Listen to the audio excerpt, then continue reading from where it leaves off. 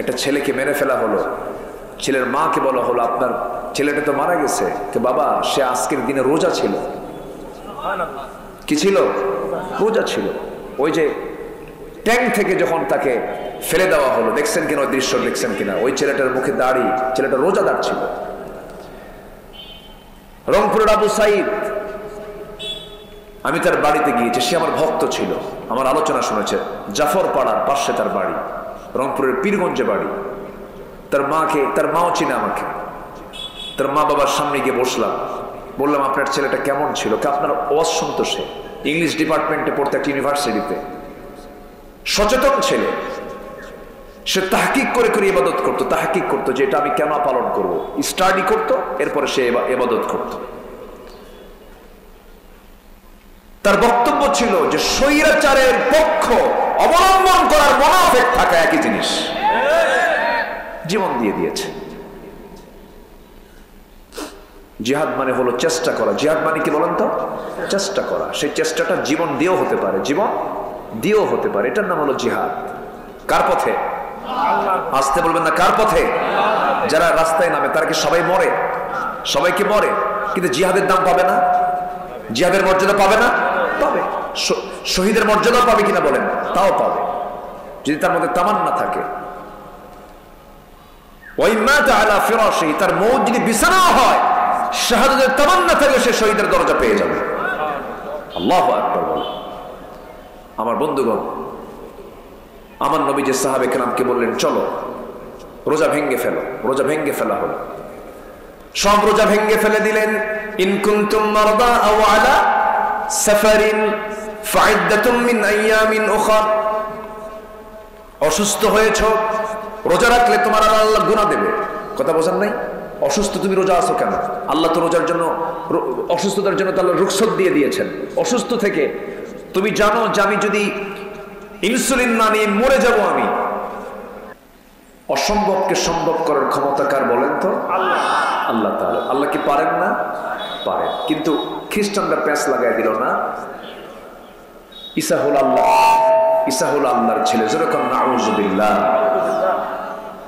আল্লাহ রাব্বুল আলামিন সন্তান দিয়ে দিলেন। সন্তানটা প্রসব হয়ে গেল। সন্তান ডেলিভারি হয়ে যাওয়ার পর এই সন্তানকে নিয়ে 3 দিনের মাথায় আল্লাহ রাব্বুল আলামিন অর্ডার দিয়ে দিলেন, মারিয়াম এখন তোমার আর এই জায়গায় থাকা যাবে না, তুমি এখন সোজা মানুষের মাঝে চলে যাও। লম্বা কথা ছিল, ব্যাখ্যামূলক বলতে পারলাম না। আগে থেকে ঘাড় ধাক্কা দিয়ে বের করে দিয়েছিল, জেনার অভিযুক্ত করে তাকে বের করে দেওয়া হয়েছিল। আবার সন্তান ভূমিষ্ঠ যখন হলো, তিনি মানুষের মাঝে চলে গেলেন। মারিয়াম বলেন, আল্লাহ আমাকে যখন কেউ প্রশ্ন করবি, এই সন্তান নিয়ে যখন প্রশ্ন শুরু করে দিবে, আমি কি জবাবটা দেব? আমি তো জবাবের কোনো ভাষাই পাচ্ছি না। তারা তো আর গালির পরিমাণটা বাড়ায় দেবে। সেই সময় আল্লাহ বলছেন, মারিয়াম তোমার কোনো কথা বলার দরকার নাই, তুমি রোজা আছো এটা বলবা। আল্লাহ পাক তাকে শেখায় দিচ্ছেন, ক্বালাত ইন্নী নাযারতু লিররহমানি সাওমা। মারিয়াম তুমি বলে দেবে আমি রোজা আছি। সন্তানকে নিয়ে চলে গেলেন, বাইতুল মুকাদ্দাসের আশপাশে চলে গেলেন। সবাই বলে ফেললো, মারিয়াম সন্তান তো সাথে নিয়ে চলে এসেছে, সন্তানের পিতার পরিচয় না দেওয়া পর্যন্ত আমরা থামবো না। এই সন্তানটার পরিচয় কি তুমি বলো? তিনি বলছেন, আমি কোনো কথা বলবো না, আমি রোজা আছি। এখন বলুন তো, মারিয়াম যে রোজাটা ছিলেন, না খাওয়া রোজা না কথা বলা রোজা? না কথা বলা রোজা। তাহলে কিন্তু খাওয়া শুধু বাদ দেওয়ার নাম রোজা নয়, কথা না বলাটাও রোজা। এখনো কি সেই হুকুমটা নাই? এখনো আছে। সব কথা বলা যাবে না, কিন্তু রোজা ছাড়া বলা যাবে। হ্যাঁ, রোজা ছাড়াও যে কথা রোজা রেখে বলা যাবে না, রোজা ছাড়াও যেন না বলা লাগে, এটার জন্য প্র্যাকটিস দিয়েছেন কোন মাস? রমজান মাস। আমার কথা মনে বুঝতে কষ্ট হচ্ছে কিনা আপনাদের জানি না। তিনি বললেন, ইন্নী নাযারতু লিররহমানি সাওমা। দেখেন এখানে সম শব্দ আসছে। আমি রোজা আছি, আমি কোনো কথা বলবো না। কামা কুতিবা আলাল্লাযীনা মিন ক্বাবলিকুম, ইন্নী নাযারতু লির-রাহমানি সাওমা, আমি রোজা আছি, কোনো কথা বলবো না। সঙ্গে সঙ্গে যখন বলা হলো সন্তানটার সঙ্গে তোমরা কথা বলো, একজন হাসি মেরে বলল, তুমি কি পাগল হয়ে গেছো নাকি? এই ছোট্ট বাচ্চা কেমন করে কথা বলবে? একজন হেও করে, ইনসাল্ট করে, নকুচু করে দোলনায় থাকা সন্তানকে প্রশ্ন করছে, সন্তান তোর মা তোর সঙ্গে কথা বলতে বলে, তোর পরিচয়টা কি? দোলনা থেকে জবাব আসতেছে বড় মানুষের মতো। 3 দিনের নবজাতক বাচ্চা, পৃথিবীতে 3টা সন্তান দোলনা থেকে কথা বলেছে, মার পেট থেকে বের হয়ে কথা বলেছে। এর মধ্যে একজন হচ্ছেন ঈসা আলাইহিস সালাতু ওয়াস সালাম। তিনি জবাব দিচ্ছেন, ইন্নী আবদুল্লাহ আতানিয়াল কিতাব ওয়া জাআলানি নাবিয়্যা, আমি হলাম আল্লাহর গোলাম, আল্লাহ পাক আমাকে ইনজিল কিতাব দান করেছেন, আর আমি হলাম তোমাদের সকলের নবী। আর এই মহিলা কিন্তু একজন নবীর মা, খবরদার একজন নবীর মার সঙ্গে কখনো বেয়াদবি করা যাবে না। সত্য প্রকাশ কে করে দিলেন? কে করে দিলেন? আল্লাহ করে দিলেন। আমার বন্ধুগণ, শুধু না খেয়ে থাকলাম রোজা হবে না,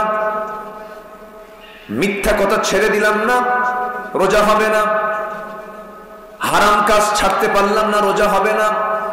সোজা কথা রাসূল বলে দিয়েছেন, মাল্লাম ইয়াদা কাওলা যুর ওয়াল আমাল বিহি ফালাইসা লিল্লাহি হাজাতুন ফি আন ইয়াদা তুআমাহু ওয়া শারাবাহু আও কামা ক্বালা আলাইহিস সালাতু ওয়াস সালাম। রাসূল বলেছেন, যে ব্যক্তি রোজা রেখে বাজে কথা বাজে কাজ ছাড়তে পারলো না, সে ব্যক্তি রোজা রাখার কোনো প্রয়োজন নাই, শুধু না খেয়ে থাকলো, তৃষ্ণার্ত হলো, কিন্তু আল্লাহর দরবারে তার কোনো পুরস্কার নাই। নাউযুবিল্লাহ। বাজে কথা ইমানদার কখনো মুখ থেকে বের করতে পারে না। ইমানদারের বেসিক্যালি 7টা গুণ থাকা দরকার। কয়টা গুণ থাকা দরকার? 7টা গুণ। আল্লাহ পাক এটা প্যাকেজ দিয়েছেন, আলোচনা সুন্দর করে বলেছেন, এটা সবার জানা থাকা দরকার। প্রত্যেকটি ইমানদারের 7টা গুণ থাকা দরকার। একটু কানটা সজাগ করে শুনবেন। নাম্বার 1, নামাজটাকে সুন্দর করে আদায় করা। নাম্বার 2 হলো আল্লাযীনা হুম আনিল লাগফি মুআরিদুন, বাজে কথা মুখ থেকে পরিহার করে চলা। নাম্বার 3 হলো যাকাতটা ঠিক মতো আদায় করা। নাম্বার 4 ওয়াল্লাযীনা হুম লিফুরুজিহিম হাফিজুন, লজ্জাস্থানকে হেফাজত করা। নাম্বার 5 হলো ওয়াল্লাযীনা হুম লিআমানাতিহিম ওয়া আহদিহিম রাউন, আমানত ঠিক রাখা। নাম্বার 6 হলো ওয়াদা ঠিক রাখা। নাম্বার 7 হলো নামাজের ব্যাপারে যত্নশীল হওয়া। আল্লাহ পাক নামাজ দিয়ে শুরু করে বলেছেন নামাজের ব্যাপারে যারা মনোযোগ দেবে, এবং শেষে বলছেন নামাজের ব্যাপারে যারা যত্নশীল হবে, আমি আল্লাহ নিজে বললাম, উলাইকা হুমুল ওয়ারিসুন আল্লাযীনা ইয়ারিসুনাল ফিরদাউসা হুম ফিহা খালিদুন, আমি আল্লাহ তাদেরকে জান্নাতুল ফিরদাউসের ওয়ারিস বানায়া দেব। কয়টা গুণ? আসতে বলবেন না, কয়টা গুণ? এর মধ্যে কি বাজে কথা আছে না নাই? বলেন, বাজে কোনো কথা বলা যাবে না, অনর্থক কোনো কথা বলা যাবে না। কিন্তু দুঃখজনক হলেও সত্য, 20 কোটি তৌহিদি জনতার বাংলাদেশের যারা রাহাবার, যারা নেতা, রাহাবার মানে কি? নেতা। এই নেতাগুলো 53 বছরের যত কথা বলেছে, ভালো কথা বেশি না বাজে কথা বেশি? বলেন বলেন, ভালো কথা বেশি না বাজে কথা বেশি? বাজে কথা বেশি। 16 বছর দেখেন না, নোয়াখালীর এক নেতা ছিল, মাইক পাইলেই বলতো খেলা হবে, বলতো না, এরকম বলতো না। আমি আশ্চর্য হয়ে যেতাম, যেগুলো মানুষটার প্রতিবন্ধী, এগুলো এরা মানুষ নাকি? এরা কি করলো? এরা কি করতেছে? এরা আমার মুখের হেফাজত করতে হবে সবার আগে, লজ্জাস্থানের হেফাজত করতে হবে সবার আগে। এবং এগুলো ট্রেনিং দেওয়ার জন্য কোন মাস দিয়েছেন? কোন মাস দিয়েছেন? রমজান। একটা না, কয়দিন? 30 দিন। 30 দিন যদি একই অভ্যাস চালায় যায়, আল্লাহ একদিনে তো যাবে না, 2 দিনে যাবে না, 3 দিনে যাবে না, কন্টিনিউ একটা মানুষ যদি 30 দিন মিথ্যা কথা না বলে, আমি তো রোজা আছি, আমি তো মিথ্যা কথা বলবো না, আমি তো রোজা আছি, আমি তো জেনার কাছে যেতে পারবো না, আমি তো রোজা আছি, আমি তো মিথ্যা ওয়াদা করতে পারবো না, আমি তো রোজা আছি, আমি তো ওয়াদা ভঙ্গ করতে পারবো না। একটা মাস যদি কন্টিনিউ, একটা মাস যদি এটাকে ধারাবাহিকভাবে ধরে রাখে, এবং শেষের 10 দিন যদি সে যদি ইতিকাফের যদি প্ল্যান করতে পারে, মুতাকিফ যদি হতে পারে, আল্লাহ পাক বলছেন যে এই মাহে রমজানের মধ্যে দিয়ে তার আগের পরের সমস্ত গুনাহগুলো মাফ হয়ে যাবে। যেরকম সুবহানাল্লাহ। কিন্তু আমার দেশের ধনীরা কি করে জানেন? ধনীরা সারা বছর নামাজ পড়ে না, রোজাও রাখে না, কিচ্ছু করে না। রমজান মাস আসা মাত্রই ওরা ওমরার ভিসা নিয়ে ফেলে। শুধু একা যায় না, সাথে ডজন খানেক আলেম উলামা নেয়, নিয়ে বলে হুজুর সারা বছর আকাম কুকাম করছি, এখন মক্কায় চলে। মক্কায় যে জমজম টাওয়ারে, একদম যেটা ক্লক টাওয়ার, সেই ক্লক টাওয়ারে হোটেল বুকিং দিয়ে দেয়, ওখান থেকে কাবা দেখা যায়। হাতের তসবি আর পাঞ্জাবি আর দাড়ি রাখা দেখে মনে হয় জিব্রাইল মনে হয় আকাশ থেকে কেবল নাজিল হলো। সারা বছর কিন্তু নামাজ পড়ে নাই। এই দৃশ্যগুলো দেখি তো, হুজুরদের নিয়ে চলে গেল। এই একটা মাস এক ওয়াক্ত নামাজ জামাত ছাড়া হয় না, এবং তারা আবার অঙ্ক করে, ধনী মানুষ তো হিসাব করে, সারা বছর নামাজ পড়ি না, এখানে এক ওয়াক্ত নামাজ পড়লে পরে 1 লক্ষ রাকাতের সওয়াব পাওয়া যায়। যোগ টানে, বুঝলেন না কি টানে? যোগ টানে, যোগ টেনে 27 দিনে দেখে 1000 রাতের চাইতে উত্তম, আলফু শাহর, 1000 রাতের চাইতে উত্তম। এই সব হিসাব কইরা 27 রাত্রে যে হুজুরগুলো ভাড়া নিয়ে গেছে, বলছে হুজুর এমন দোয়া দিবেন, দোয়ার ঠেলায় যেন চোখের পানি বের হয়, এবং চোখের পানি বের হলেই তো জান্নাত পেয়ে যাবো, গুনাহ মাফ হয়ে যাবে, এক ঠেলায় যেন জান্নাত পার হয়ে জাহান্নামে যাই। যা তুই জাহান্নামে। কি কথা কি বুঝতেছেন আপনারা? হ্যাঁ, ইটি করে চলে আসলো, ওমরা টমরা করে ইতিকাফ করে দেশে এসে ঈদের দিন বিকেল বেলা রাতের আড্ডায় বসে 3-4 বোতল একসঙ্গে মেরে দিয়ে 3 দিন অজ্ঞান। আছে এরকম লোক? আছে? আসতে বলবেন না, আছে না নাই? এটার নাম রমজান না। রমজান হলো জীবনকে সংশোধন করে নেওয়ার মাস। আমরা অনেকে রমজানের ইতিহাস জানি না। রমজান হলো বিজয়ের মাস, রমজান হলো শহীদের মাস, রমজান মাস হলো জিহাদের মাস, রমজান মাস হলো সবচেয়ে বড় বিজয় এসেছে রমজান মাসেই। বদর যুদ্ধ হয়েছে রমজানে, মক্কা বিজয় হয়েছে রমজানে, 14 জন সাহাবী শহীদ হয়েছেন কোন মাসে বলেন? রমজানে। আমার নবীজি জীবনের প্রথম রোজা রেখেছেন, সাহাবায়ে কেরাম জীবনের প্রথম রোজা রেখেছেন। দ্বিতীয় হিজরিতে রোজা ফরজ হয়ে যায়। ফরজ রোজা যখন শুরু করলেন সাহাবীরা, বউ বাচ্চা নাই, ঘর বাড়ি নাই, মদিনায় হিজরত করেছেন মুহাজির সাহাবীরা, কষ্ট করে তারা রোজা রাখতেছেন, না খেয়ে রোজা রাখতেছেন, পানি নাই, খেজুর নাই, কিচ্ছু নাই, কোন সামান নাই, কিছু নাই। একটা বাড়ি ঘর ছেড়ে এক দেশ থেকে আরেক দেশে আসলে পরে কি বা সাথে থাকতে পারে? কিছুই তো নাই, প্রয়োজনীয় জিনিসপত্র নাই। এর মাঝেও তারা রোজা রাখতেছিলেন। মাত্র 16 রোজা কমপ্লিট হয়ে গেছে। এমন সময় আল্লাহর পক্ষ থেকে ওহী নাযিল হলো, হে রাসূল সাহাবায়ে কেরামকে জিহাদের জন্য উদ্বুদ্ধ করুন।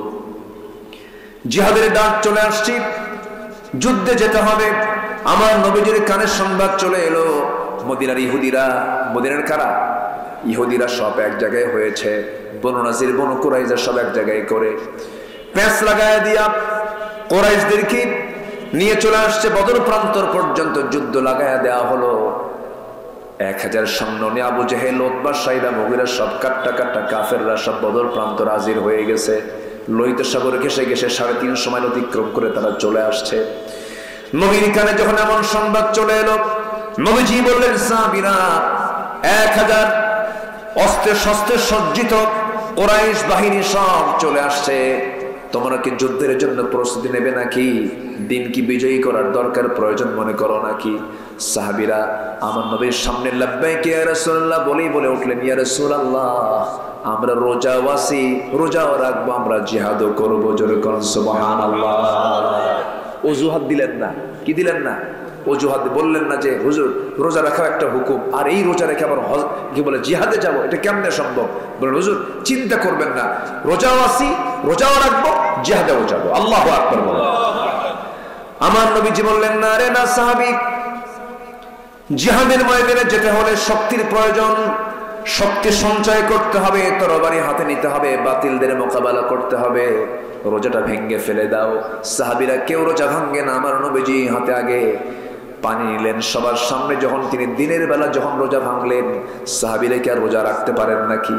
সব সাহাবী রোজা ভেঙে ফেলেন। এখন একটা প্রশ্ন করবো আপনাকে, বলুন তো, রোজা রাখাও ফরজ, রোজা রাখা ফরজ না? কিন্তু এই ফরজটাকে ভাঙ্গা হলো কোন ফরজ কায়েমের জন্য? বলেন। জিহাদ। বলেন কি? বলেন বলেন বলেন বলেন বলেন বলেন কি বলেন? জিহাদ। অনেকে জিহাদকে একটু অবহেলার চোখে দেখে। হ্যাঁ, অবহেলার চোখে সেই দেখে ও যার মধ্যে মুনাফিকি আছে। দেখেন না, ফতুয়া দেয় আমাদের দেশে কিছু কিছু মুফতি, কিয়ামত পর্যন্ত হরতাল হারাম। মানে ও কোনো মারামারির মধ্যে নাই। এই যে বাচ্চারা, আমার ছাত্ররা, আমাদের সন্তানরা যে আন্দোলনটা করলো, শুধু কি হরতাল হয়েছে না, এর বড় কিছু হয়েছে? কত হ্যাঁ, এত কিছু করলো ওরা, কি দেখায় দিল জাতিকে ওরা। আমাদের চক্ষু শীতল করেছে ওরা, বুলেটটা বুকে ধারণ করেছে। এত ত্যাগ, এত কোরবানি, অবশ্যই এটার জন্য পুরস্কার আমার আল্লাহর আদালতে যদি ঈমান থাকে। আছে না নাই বলেন তো? আসতে বলবেন না, আছে না নাই? আছে। একটা ছেলেকে মেরে ফেলা হলো, ছেলের মাকে বলা হলো আপনার ছেলেটা তো মারা গেছে, বাবা সে আজকের দিনে রোজা ছিল। কি ছিল? রোজা ছিল। ওই যে ট্যাঙ্ক থেকে যখন তাকে ফেলে দেওয়া হলো, দেখছেন কিনা ওই দৃশ্য? দেখছেন কিনা? ওই ছেলেটার মুখে দাড়ি, ছেলেটা রোজাদার ছিল। রংপুরের আবু সাইদ, আমি তার বাড়িতে গিয়েছি, সে আমার ভক্ত ছিল, আমার আলোচনা শুনেছে। জাফর পাড়ার পাশে তার বাড়ি, রংপুরের পীরগঞ্জে বাড়ি। তার মাও চিনে আমাকে। তার মা বাবার সামনে গিয়ে বসলাম, বললাম আপনার ছেলেটা কেমন ছিল? আপনার ওয়াজ শুনতো, সে ইংলিশ ডিপার্টমেন্টে পড়তে একটা ইউনিভার্সিটিতে, সচেতন ছেলে। সে তাহকিক করে করে ইবাদত করতো, তাহকিক করতো যে এটা আমি কেন পালন করব, স্টাডি করতো, এরপরে সে ইবাদত করত। তার বক্তব্য ছিল যে স্বৈরাচারের পক্ষ অবলম্বন করার মুনাফিক থাকা একই জিনিস। জীবন দিয়ে দিয়েছে। জিহাদ মানে হলো চেষ্টা করা। জিহাদ মানে কি বলেন তো? চেষ্টা করা। সেই চেষ্টাটা জীবন দিয়েও হতে পারে, জীবন দিয়েও হতে পারে। এটার নাম হলো জিহাদ। কার পথে? আসতে বলবেন না, কার পথে? যারা রাস্তায় নামে তারা কি সবাই মরে? সবাইকে মরে, কিন্তু জিহাদের দাম পাবে না? জিহাদের মর্যাদা পাবে না? পাবে। শহীদের মর্যাদা পাবে কিনা বলেন? তাও পাবে, যদি তার মধ্যে তামান্না থাকে। তার মৌত যদি বিছানা হয়, শাহাদাতের তামান্না থাকলে সে শহীদের দরজা পেয়ে যাবে। আল্লাহু আকবার বলে। আমার বন্ধুগণ, আমার নবীজি সাহাবে কেরামকে বললেন চলো রোজা ভেঙ্গে ফেলো। রোজা ভেঙ্গে ফেলা হলো, সব রোজা ভেঙ্গে ফেলে দিলেন।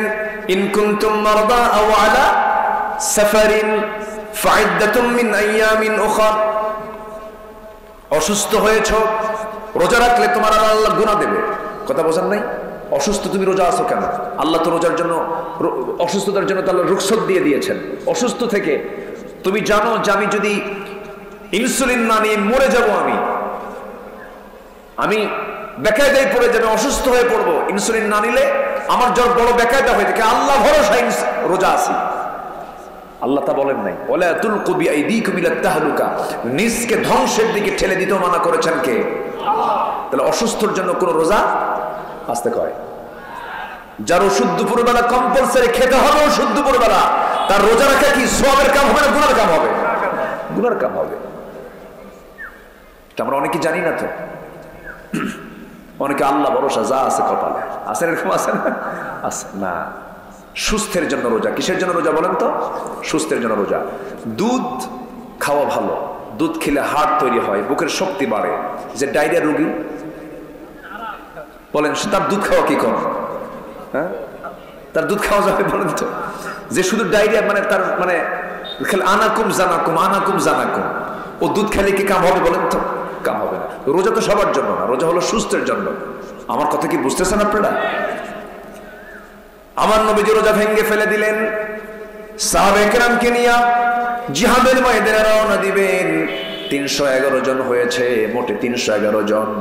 এই 311 জন নিয়ে যখন রওনা দিবেন আমার নবীজি এমন সময় বলেন, সাহাবীরা তরবারি নাই, ঘোড়া নাই, সংখ্যা তো খুব কম হয়ে গেল।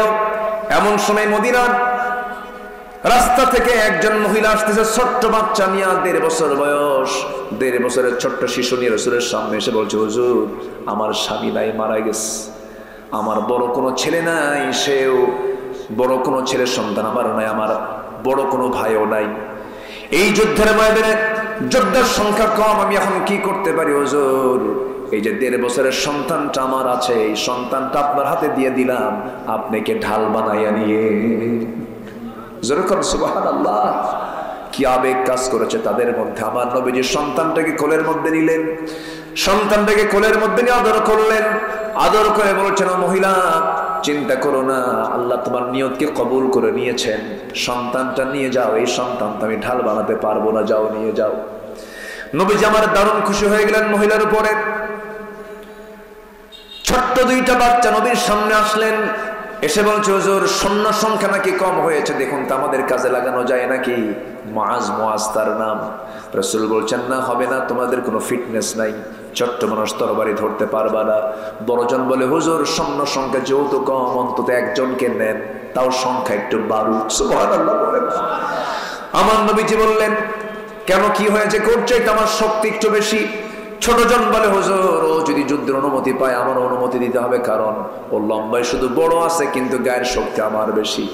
আমার নবীজি খুব খুশি হলেন, দুজনকে পারমিশন দিয়ে দিলেন, দুজন যুদ্ধে যাবে। রাসূল বলেন, তোমরা যুদ্ধে কেন যাচ্ছ? সঙ্গে সঙ্গে বলতেছে, যুদ্ধে যাচ্ছি কারো বিরুদ্ধে লড়াই করার জন্য নয়। কার বিরুদ্ধে? আবু জেহেলের বিরুদ্ধে। যেরকম সুবহানাল্লাহ। কোন মাসের ঘটনা বলেন? কোন মাসের ঘটনা? কোন মাসের ঘটনা বলেন? এগুলো সব কোন মাসে হয়েছে? রমজান। ডিসেম্বরকে আমরা বিজয়ের মাস মনে করি, মাসকে আমরা স্বাধীনতার মাস বলি। এই দেশের স্বাধীনতা, এই দেশের বিজয় ডিসেম্বর, মার্চ, ঠিক আছে, ভালো কথা, কিন্তু ইসলামের যে বিজয় হয়েছে সেই বিজয়ের মাসের নাম কি বলো? জোরে বলেন, কি বিজয়ের মাসের নাম কি? রমজান। আল্লাহ রাব্বুল আলামিন রাসূলকে অর্ডার দিলেন, যুদ্ধে চলে গেলেন। এই ছোট্ট 2টা বাচ্চাও চলে গেছে যুদ্ধের ময়দানে, যুদ্ধ লেগে গেছে। এমন সময় যুদ্ধ লাগবে ভাব। বদর প্রান্তরে আল্লাহ পাক আমাকে বহুবার নিয়েছেন, আমি গিয়েছি। শুহাদায়ে বদর, শুহাদায়ে উহুদ আল্লাহ পাক আমাকে একাধিকবার দেখিয়ে দিয়েছেন। শুহাদায়ে উহুদের পাশেই বড় বড় বালুর পাহাড়, শুধু বালু দিয়ে পাহাড়। সেই পাহাড়ের পাদদেশে সাহাবীরা দাঁড়িয়ে আছেন, হাঁটু পর্যন্ত পা গেড়ে গেছে। সাহাবীরা বলছেন, হুজুর একে তো পেটে কোনো খাবার নাই, শরীরটা দুর্বল, রোজা রেখে রেখে শরীরটা দুর্বল হয়ে গেছে, আমরা হাঁটতে পারছি না, বালুর মধ্যে পা ঢুকে যাচ্ছে, আপনি একটু দোয়া করুন। আমার নবীজি হাত উঁচু করে আকাশের দিকে তাকালেন, দোয়া করলেন। আকাশে খণ্ড মেঘ জমা হয়ে গেল, বৃষ্টি নাজিল হলো। বৃষ্টি নাজিল হলে পরে বালুর জায়গাটা নরম হয় না, শক্ত হয়, শক্ত হয়ে গেল। আল্লাহর সাহায্য চলে আসলো। ওয়ালাকাদ নাসারাকুমুল্লাহু বিবাদরিন ওয়া আনতুম আযিল্লাহ। আল্লাহর সাহায্য চলে আসলো, যুদ্ধ শুরু হয়ে যাবে। এমন সময় প্রথম কাতারে সাহাবীরা দাঁড়ায় গেছেন। প্রথম কাতারে ওই ছোট্ট 2টা বাচ্চা, আফরার 2টা ছেলে, মুআজ এবং মুআজ সামনের কাতারে দাঁড়ায় গেছে। দাঁড়ায় এক সাহাবীকে ডাক দিয়ে বলে, ও ইবনে মাসউদ চাচা, আবু জেহেল কই? সাহাবী বলে, আবু জেহেল কি করবা? আমরা কারো বিরুদ্ধে যুদ্ধ করতে আসি নাই, আজকে আবু জেহেলকে দুনিয়া থেকে বিদায় করার জন্য আসছি, কারণ এই আবু জেহেল নাকি রাসূলকে খুব কষ্ট দিয়েছে। নবীর প্রেম দেখছেন? যেরকম সুবহানাল্লাহ। দেখা দিলেন সেই সাহাবী, ওই যে ঘোড়ার পিঠে বসে আছে দূরে, চতুর্দিকে তাকে সৈন্যবাহিনী পাহারা দিচ্ছে, কুরাইশ থেকে পাহারা দিচ্ছে। বলতে দেরি হয়েছে, যেতে দেরি হয় নাই। সিরাত গ্রন্থে এসেছে, দৌড় মেরে চলে গেছে। আবু জেহেলের 2 পাশে 2জন দাঁড়ায় গেছে, কেউ টের পায় না, কারণ ছোট মানুষ তো, ছোট মানুষের দিকে কিন্তু খেয়াল থাকে না। ছোট্ট বাচ্চা 2জন ছোট্ট তরবারি নিয়ে পজিশন নিয়ে দাঁড়ায় গেছে। ঘোড়ার পিঠে 2 পাশে 2 পা ছেড়ে দিয়ে আবু জেহেল স্বাধীনভাবে বসে আছে। ছোট্ট 2টা বাচ্চা একসঙ্গে আল্লাহু আকবার বলে 2 পায়ে আঘাত করেছে। সজোরে যখন আঘাত করেছে, ইতিহাস বলে ওই যে আবু জেহেল উঠে ঘোড়ার পিঠ থেকে ধরাশয়ী হয়ে জমিনে পড়ে গেছে। মৃত্যু পর্যন্ত কোমর সোজা করে আবু জেহেল আর কখনো দাঁড়াতে পারে নাই। যেরকম আল্লাহু আকবার। কিন্তু এইদিকে ফলাফল কি হলো? বড় ভাইকে ধরে ফেলেছে কাফেররা। পিছন থেকে এসে তার ডান হাতে মেরে দিয়েছে তরবারি।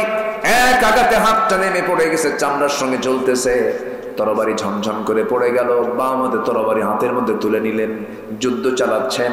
বারবার ঝুলন্ত হাতটা চামড়ার সঙ্গে ঝুলন্ত হাতটা সে বাম হাতে ধাক্কা খায়, ডিস্টার্ব হচ্ছে তরবারি চালাতে। চট করে বাম পায়ের নিচে ডান হাতটা রেখে এত জোরে টান মারলেন, হাত ছিটকে পড়ে গেল। বাম হাতে যুদ্ধ চালালেন, বাম হাত আরেকটা কাফের এসে বাম হাত কেটে ফেলে দিল, তরবারি ঝনঝন করে পড়ে গেল। কেমন করে যুদ্ধ করবেন, দুটো হাতই তো নাই, মস্তকটা ছিটকে পড়ে গেল।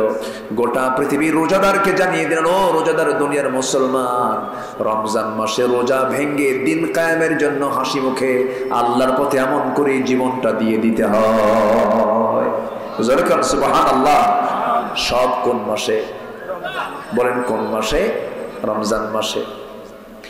আমার নবীজি বলেন, সাহাবীরা শোনো, আজকের এই যুদ্ধের দিন এমন একটা যুদ্ধ, যে যুদ্ধ হলো ভাই ভাই যুদ্ধ, বাবা সন্তান যুদ্ধ, জামাই শ্বশুর যুদ্ধ, বংশ বংশ যুদ্ধ, পরিবার পরিবার যুদ্ধ। তোমরা কি যুদ্ধ করতে পারবে নাকি? সাহাবীরা বললেন, ইয়া রাসূলুল্লাহ, আল্লাহর কসম করে বলছি, আজকে যুদ্ধের ময়দানে আমরা কোন ব্যক্তির দিকে তাকাবো না, আমরা তাকাবো যারাই যুদ্ধের ময়দানে আসছে তারা হচ্ছে আল্লাহর দুশমন, নবীর দুশমন। সে আমার ভাই হোক, বাবা হোক, আপনি চিন্তা করবেন না ইয়া রাসূলুল্লাহ, আমরা শত্রু মনে করে তাদের বিরুদ্ধে লড়াই করবো। জোরে কোন আল্লাহু আকবার। উবাইদ ইবনে জাররাহ রাদিয়াল্লাহু তাআলা আনহু যুদ্ধের ময়দানে দাঁড়ানো, সামনে তাকায় দেখেন তার বাপ তরবারি নিয়ে দাঁড়ায় আসছে রাসূলের বিরুদ্ধে যুদ্ধ করার জন্য। ভিতরে একটু দয়া হলো, আহারে বাবার কোলে মানুষ হয়েছে, মারবো কেমনে, তরবারি গোটায় নিয়ে তিনি ব্যাক করছেন। এমন সময় মনে হলো, আরে যদি বাপ মনে করে নবীর দুশমনকে যদি আজকে হাতছাড়া করে ফেলে, কিয়ামতের দিন মুনাফিকের কাতারে দাঁড় হতে হবে। এই চিন্তা মাথায় নিয়ে আবার তিনি তরবারিটা মুক্ত করলেন, ইউটার্ন করে বাবার দিকে সিংহের মতো গর্জন জাগায় গেলেন। বাবার মস্তক বরাবর তরবারি হাঁকা দিয়া শিরকের প্রতীক মনে করে দুনিয়া থেকে বিদায় করে দিলেন। একজন সাহাবী তার নিজের বাপকে মেরে ফেললেন, একমাত্র কার জন্য? কার জন্য? কার জন্য? কোন মাসে? কোন মাসে? রমজান মাসে। আর আমরা রমজান মাসে বিড়ি ছাড়তে পারি না। আমরা চেঞ্জ হব না ইনশাআল্লাহ? আমরা চেঞ্জ হব না? এই জমিন আল্লাহর দিন কায়েম হোক, সবাই চান না? দিন বিজয় হয়েছে কোন মাসে? কোন মাসে? রমজান মাসে। আমরা এই চেতনাকে লালন করব। সব দেখা শেষ। কেউ দেশ শাসন করেছে 25 বছর, কেউ 16 বছর, কেউ 9 বছর, কেয়ারটেকার গভর্নমেন্টটা কয়েক বছর। কেউ আমার আপনার মুক্তির জন্য কোনো চিন্তা করে নাই। একটা ন্যূনতম নামাজের বিধানটা পর্যন্ত তারা সংসদে পাশ করেনি। জাহান্নাম থেকে বাঁচার জন্য 1 নম্বর কাজ হলো নামাজ পড়া। সে নামাজের আইনটা পর্যন্ত তারা নিয়ে আসে নাই। অতএব সব সরকার দেখা শেষ। আগামীর সরকার দেখতে চাই আমরা নামাজের সরকার। আগামী সরকার দেখতে চাই আমরা কোরআনের সরকার। আগামী সরকার দেখতে চাই আমরা ইসলামের সরকার। রাজি আছেন কারা কারা? হাত উঁচু করে দেখো মুসলমান।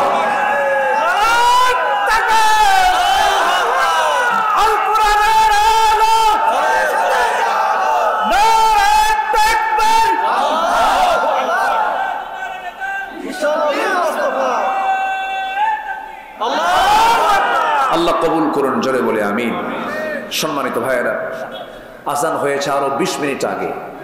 আমি আর কথাকে বাড়াতে পারবো না, কারণ নামাজ আজকে না পড়লেও চলবে নাকি?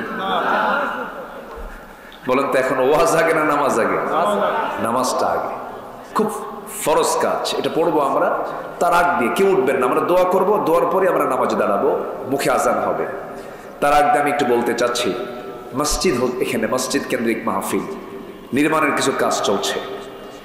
প্রথমেই বলবো, সবার কম বেশি একটা অংশগ্রহণ আমি চাচ্ছি। সবাই দেবেন না ইনশাআল্লাহ? একটু ব্যাগ যদি যায়, চাদর যদি যায়, আমরা সবাই 5, 10, 50, 100, 500 যে যা পারি আমরা দেবো। কিন্তু এই চান্সে কেউ উঠবেন না। আপনি যদি উঠে যান, মাহফিল কিন্তু একদম অসুন্দর হয়ে যাবে। আপনার কারণে মাহফিল অসুন্দর হোক, এটা কি আপনি চাবেন? একটু বসেন। ব্যাগ যাচ্ছে, যে যা পারি আমরা সবাই কম বেশি যে যা পারি আমরা দেব।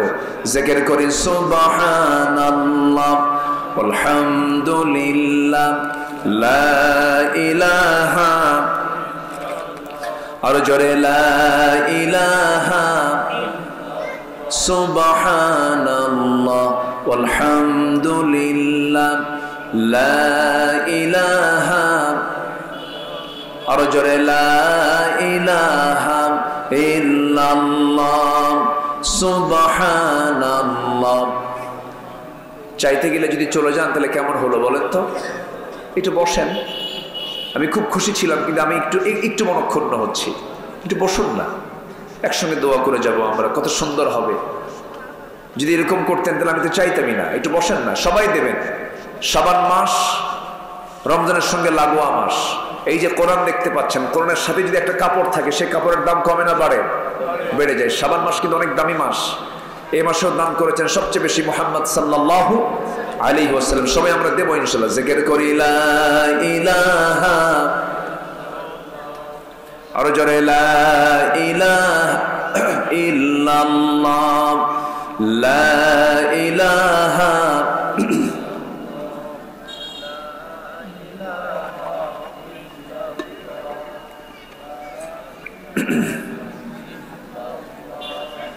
লা ইলাহা ইল্লাল্লাহ সুবহানাল্লাহ ওয়ালহামদুলিল্লাহ। আরো জোরে লা ইলাহা, লা ইলাহা ইল্লাল্লাহ মুহাম্মাদুর রাসূলুল্লাহ সাল্লাল্লাহু আলাইহি ওয়াসাল্লাম। মা বোনরা কি মাহফিল আসছে? মা বোনদের ভিতর থেকে যে যা পারেন নিয়ত করবেন, আগে সবাই দিবেন। আল্লাহ তুমি দিল থেকে সবাইকে দেওয়ার তৌফিক দাও, জোরে বলি আমিন। এই আশীর্বাদ কামনা করছি। আমরা সোজা এখন দোয়ার দিকে যাব। একটু নামাজের মতো করে যারা আসি বসে একটু দিলটা আল্লাহর দিকে রুজু করে বিনয়ী হয়ে আমরা আল্লাহর কাছে চাবো, আল্লাহ যেন আমাদের গুনাহগুলোকে মাফ করে দেন। যে আল্লাহ তুমি সবার দানকে তুমি আল্লাহ কবুল করো, জোরে বলি আল্লাহুম্মা আমিন। মাহফিল কমিটির সকল আয়োজনকে তুমি আল্লাহ মেহেরবানি করে দয়া করে কবুল আর মঞ্জুর করো না, জোরে বলি আল্লাহুম্মা আমিন। সবাই বলি সুবহানাকা আল্লাহুম্মা ওয়া বিহামদিকা আশহাদু আল্লা ইলাহা ইল্লা আনতা আস্তাগফিরুকা ওয়া আতুবু ইলাইকা। চিৎকার মেরে বলি ইয়া আল্লাহ, আমার জীবনের সগীরা কবীরা, ছোট বড় সব গুনাহ তুমি আল্লাহ মাফ করে দাও। জোরে বলুন ইয়া রাব্বাল আলামিন। আসুন আমরা দোয়া করি। নামাজ পড়বো না ইনশাআল্লাহ? সাথে জি, আপনি দোয়া করে দেন। আপনারা কেউ দোয়া করেন? আল্লাহুম্মা আমিন। রব্বানা যালামনা আনফুসানা ওয়া ইল্লাম তাগফির লানা ওয়া তারহামনা লানাকুনান্না মিনাল খাসিরিন। মিষ্টি বিকেল গধূলি বেলা জুমার দিনে মিষ্টি বিকেলে তোমার কালাম থেকে কিছু কথা বলেছি, সে শান্তে সে কাঙ্গাল ভিখারির মতো দুটো হাত পেতেছি। আল্লাহ গুনার দিকে নজর দিও না, বান্দা মনে করে তামাম জিন্দেগির গুনাহগুলোকে মাফ করে দাও। জনম দুঃখিনী মা, জনম দুঃখী বাপজান যারা দুনিয়া থেকে বিদায় নিয়েছেন, জিন্দেগির গুনাহগুলো মাফ করে দাও, কবরগুলোকে জান্নাতের বাগিচা বানায়া দাও। রব্বিরহামহুমা কামা রব্বায়ানি সগীরা, রব্বিরহামহুমা কামা রব্বায়ানি সগীরা। আয় আল্লাহ তাআলা, এমন ভাই আমার সঙ্গে হাত তুলতে পারেন যিনি নিজের হাতে নিজের মাকে দাফন করেছেন, নিজের বাবার লাশ নিজের পিঠে বহন করে কবর পর্যন্ত নিয়ে চলে গেছেন। গোটা পৃথিবীর সব খবর জানা যায়, আমার মা বাবার কবরের খবর কি কোন সন্তান পৃথিবীর কেউ জানতে পারে না রে। ও আল্লাহ, তোমার দরবারে ফরিয়াদ করি, কবরগুলোকে জান্নাতের বাগিচা বানায়া দাও। দুনিয়া থেকে কোন দিন বিদায় নেব জানি না, ডান হাতে আমলনামা না আসা পর্যন্ত মরণ দিও না। এই গ্রামের প্রত্যেকটা ঘরকে ইসলামের দুর্গ বানায়া দাও। ঘরে ঘরে নামাজি বানাও, পরিষ্কার বানাও। পর্দাশীলা মা হিসেবে তুমি আল্লাহ এই গ্রামের সকল মাদেরকে কবুল আর মঞ্জুর করে নাও। দুনিয়া থেকে বিদায় নেব কোন দিন জানি না, যেদিন টান পড়বে রে আমাকে, যখন ডাক এসে যাবে টান মেরে ঘর থেকে বের করে দেবে, জান কবজ হয়ে যাবে, 24 ঘন্টা যাবে না, মাথার চুলগুলো খসে খসে পড়বে, কবরে রেখে চলে আসবি। 3 দিন যাবে না, চামড়াগুলো গলে গলে পোকার পেটের খাবার হয়ে যাবে। মাত্র 7টা দিন পেটের নাড়ি ভরে সব চোখ মুখ কান নাক দা বের হওয়া শুরু হয়ে যাবে। কিম্ভূত কিমাকার চেহারা হয়ে যাবে রে, কে আমাকে আর চিনতে পারবে না। মাত্র 3টা মাস কবর যদি খনন করে দেখা হয়, কয়েকটা হাড় ছাড়া কিচ্ছু খুঁজে পাওয়া যাবে না রে। এই তো দুনিয়ার নিয়ম রে আল্লাহ, তোমার দরবারে ফরিয়াদ করে তোমার পছন্দের বান্দা না হওয়া পর্যন্ত মরণ দিও না। মরণ যখন চলে আসবে কাছে, ওই সময় সবার জবানে জারি করে দিও লা ইলাহা ইল্লাল্লাহু মুহাম্মাদুর রাসূলুল্লাহ।